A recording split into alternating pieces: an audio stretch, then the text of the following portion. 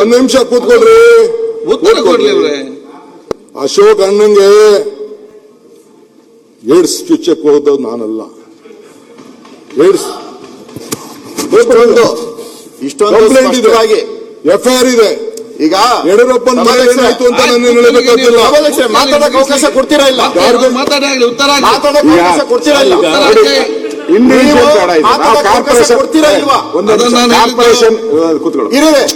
Corporation ಬಗ್ಗೆ individual ಆಗಿ ಬೇಡ. ಇಂಡಿವಿಜುವಲ್ ಅಂದ್ರೆ ನೀವು ಅವ್ರದ್ದು ಏನಿದೆ ಗೊತ್ತಿಲ್ಲ, ಏನೇನ ಮಾತಾಡ್ಕೊಳ್ಳಿ. ಇಲ್ಲಿ ಇನ್ನು ಬಹಳಷ್ಟು ಜನ ಬಹಳ ಚರ್ಚೆ ಮಾತಾಡ್ಕೊಳ್ತೀನಿ. ಇದಕ್ಕೆ ಒಂದಿನ ಸಾಗಲ್ಲ, 4 ದಿನ ಬೇಕಿದೆ. ಒಂದ್ ನಿಮಿಷ ಮಾತಾಡ್ಕೊಳ್ತೀನಿ. ಅದಕ್ಕೆ ಸಪರೇಟ್ ಆಗಿ ಅವರಿಬ್ಬರು ಒಂದೇ ನಿಮಿಷ ಅಧಿವೇಶನ ಮಾಡಿ, ಅವರಿಬ್ಬರಿಗೆ ಒಂದು ಅಧಿವೇಶನ ಮಾಡ್ಬಿಟ್ಟು ಅವರಿಬ್ಬರಲ್ಲಿ ಏನ್ ಬೇಕಾದ್ರೂ ಮಾಡ್ಬೇಕು. ನಮ್ದು ಆಯ್ತು.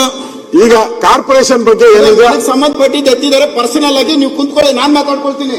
ಇಲ್ಲ ಮುಂದೆ ಕೂತಲ್ಲಿ ಈಗ ಎಲ್ಲರಿಗೂ ನೋಡಿ ಕ್ವಶನ್ ಅರ್ಥ ಕೊಡ್ಬೇಕು.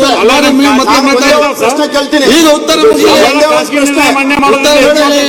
ಅವರು ನಿಜವಾಗ್ಲು ಒಂದ್ ನಿಮಿಷ ನೀವು ಹೋಗೋಂತ ಕೆಲಸ ಮಾಡ್ಬೇಡ್ರಿ. ನನಗೆ ನೀವು ಉತ್ತರ ಕೊಡೋ ಶಕ್ತಿ ಇರೋ ಕೂತ್ಕೊಳ್ಳಿ, ನಾನು ಮಾತಾಡ್ತೀನಿ. ನಿಮ್ಗೆ ಉತ್ತರ ಕೊಡೋ ಶಕ್ತಿ ಇರೋ ಮಾತಾಡಿ.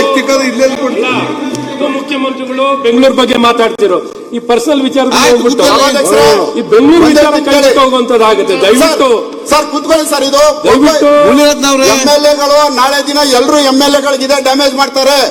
ಇವತ್ತು ಇಲ್ಲಿರ್ಬೋದು, ನಾಳೆ ಅಲ್ಲಿರ್ಬೋದು. ಇದು ಸ್ಪಷ್ಟವಾಗಿ ಒಂದು ಉತ್ತರ ಸಿಗ್ಬೇಕು. ಸರ್ ಕೂತ್ಕೊಳ್ಳಿ ಸರ್, ಒಂದ್ ನಿಮಿಷ. ಸಭಾಧ್ಯಕ್ಷರೇ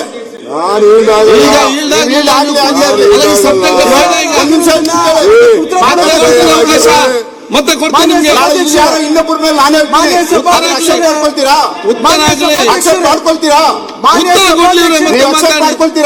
ಉತ್ತರ ಕೇಳೋದು ಕೇಳಿ. ಮಾನ್ಯ ನಾನು ಹೆಚ್ಚಿಗೆ ಮಾತಾಡಲ್ಲ ಈ ವಿಚಾರದಲ್ಲಿ.